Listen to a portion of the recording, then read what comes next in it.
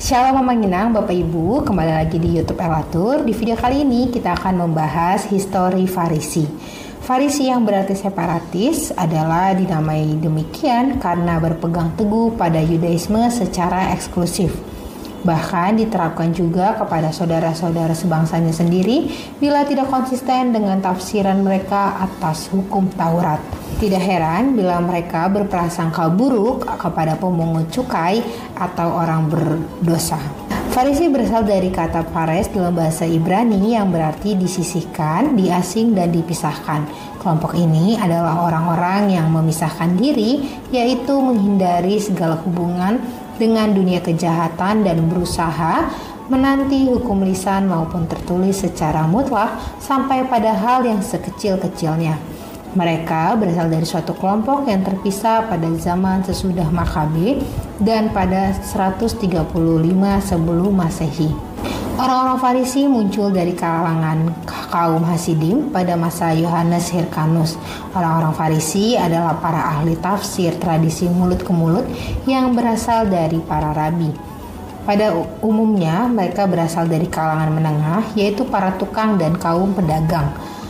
Mereka mempunyai pengaruh yang sangat besar di antara para petani.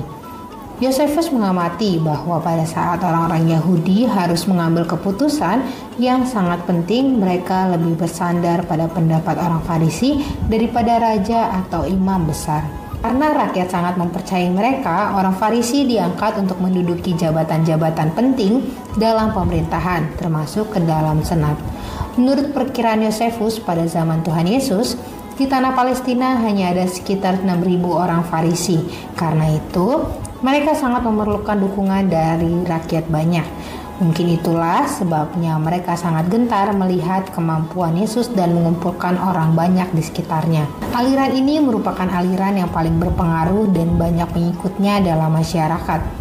Mereka adalah para ahli tafsir perjanjian lama yang menjunjung tinggi hukum lisan atau adat istiadat nenek moyang yang mereka taati sampai hal yang sekecil-kecilnya. Namun ada juga yang mempunyai pekerjaan biasa. Mereka merupakan organisasi nasional dengan sejumlah besar kelompok-kelompok lokal. Organisasi nasional dengan sejumlah besar kelompok-kelompok lokal, setiap kelompok mempunyai pejabat dan peraturannya sendiri. Dan hampir semua kota dan desa di seluruh Palestina terdapat kelompok-kelompok seperti itu. Hampir kebanyakan orang berpikir negatif terhadap golongan ini yang dianggap sebagai orang munafik. Kelompok ini menyatakan diri sebagai orang benar yang disisihkan atau diasingkan untuk dikuduskan, berlainan dengan umat pada umumnya. Mereka mementingkan upacara lahirilah seperti berpuasa, memberikan perpuluhan, berdoa dengan panjang lebar, membasuh diri, mempersembahkan korban, memelihara hari Sabat, dan mengenakan tali sembahyang yang lebar. Di zaman Yesus, kelompok ini beberapa kali mengalami konflik dengan Yesus dan bahkan dengan murid-muridnya. Bila diperhatikan dengan seksama, tampak bahwa orang Farisi tidak terlibat langsung pada penangkapan dan kesengsaraan Yesus.